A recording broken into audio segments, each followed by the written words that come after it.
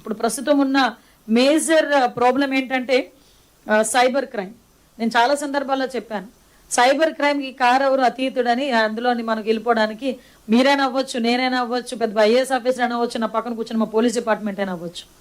ఈరోజు పరిస్థితులు అలా అయిపోయినాయి. ఎందుకంటే ఎవడు ఏ టైంలో ఏది క్లిక్ చేయమంటారో తెలియదు, మన మొబైల్లోకి ఏది పంపిస్తారో తెలియదు.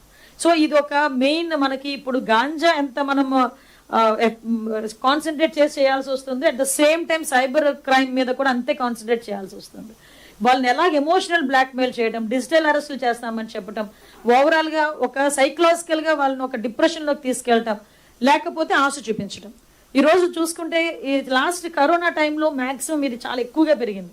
చాలా మంది పనులు లేక చాలా ఇబ్బందులు పడుతున్న తరుణంలో 5,000 ఇస్తాను, 10,000 ఇస్తానని చెప్పి ఈ చిన్న చిన్న యాప్స్ బయటకు వచ్చి ఫైనాన్స్ చేస్తామని చెప్పి వాళ్ళ డేటాని మొత్తం వాళ్ళ చేతుల్లో పెట్టుకొని ఆ డబ్బులకి వడ్డీల మీద వడ్డీ వేసి ఆ డబ్బులు కట్టలేకపోతే వాళ్ళ మొబైల్లో వీళ్ళు హ్యాక్ చేసి వాళ్ళ ప్రైవేట్ ఫొటోస్ని కానీ వాళ్ళ ఫొటోస్ని కానీ మార్ఫింగ్ చేసి బయట పెడతాను చేస్తే చాలా మంది సూసైడ్లు చేసుకున్న సందర్భం.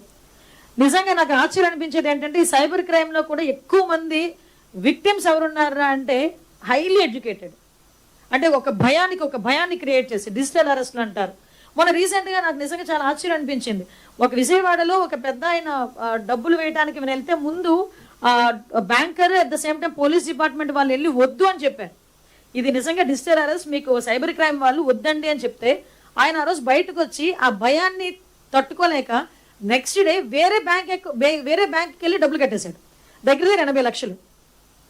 మళ్ళీ 2 రోజులు బ్యాక్ వచ్చి మాకు కంప్లైంట్ ఇచ్చాడు. మేము అతను వార్న్ చేశాం, ఇవ్వద్దు, చెయ్యొద్దు అని చెప్పి. అయినా కూడా ఆయన భయపడి మాతో పోలీస్ డిపార్ట్మెంట్తో నిజం చెప్పలేక మళ్ళీ బ్యాక్ వచ్చిన పరిస్థితి. అంటే ఇటువంటి చాలా సైబర్ క్రైమ్లో కూడా చాలా భయపడే పరిస్థితి నుంచి ఈరోజు ప్రతి జిల్లాలోని కూడా ఒక సైబర్ క్రైమ్ పోలీస్ స్టేషన్ అనేది ఏర్పాటు చేయాలి అన్నది ఒక అయితే, ఈరోజు దానికన్నా మించి ఈరోజు ఒక సైబర్ వార్ రూమ్ ఒకటి క్రియేట్ చేయాలనేది గవర్నమెంట్ తాలూకా నిర్ణయం. ఈ సైబర్ వార్ రూమ్లోని కూడా ప్రత్యేకంగా మన ఫినాన్స్ సంబంధించి బ్యాంకర్స్ కానీ, అదేవిధంగా టెలికామ్ ఆపరేటర్స్, ఇన్వెస్టిగేటర్స్, ఎక్స్పర్ట్స్ వీళ్ళందరినీ కూడా ఒకే రూఫ్ దగ్గరికి తీసుకొచ్చి ఒక సైబర్ వార్ రూమ్ను కూడా ఏర్పాటు చేయడానికి సంసిద్ధంగా ఉన్నాం. ఆ సైబర్ వార్ రూమ్ ఏర్పాటు చేసిన తర్వాత కూడా మ్యాక్సిమం ఈ సైబర్ క్రైమ్ అనేది తగ్గించుకోగలుగుతాం. ఇప్పటికీ దగ్గర మనకి మ్యాక్సిమం 247 కోట్ల రూపాయలు ఫ్రీజ్ చేయడం జరిగిందండి. మనకి సైబర్ హెల్ప్ లైన్ కూడా 1930 24/7 పనిచేస్తుంది.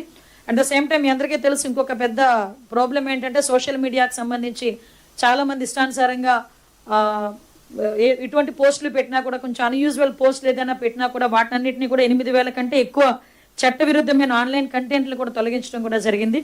ఇంకా దాని మీద కూడా ప్రత్యేకంగా దృష్టి పెట్టి ఒక యాక్ట్ను కూడా తీసుకురావాలని గౌరవ లోకేష్ బాబు గారు మేమందరం కూడా ఒక టీం కూడా ఏర్పాటు చేసుకొని, సోషల్ మీడియా మీద ఒక టీం కూడా ఏర్పాటు చేసుకొని సోషల్ మీడియా యూసేజ్కి ఒక ఏజ్ ఒక పారామీటర్ పెట్టాలనే ఆలోచనలో మేమందరం ఉన్నాం.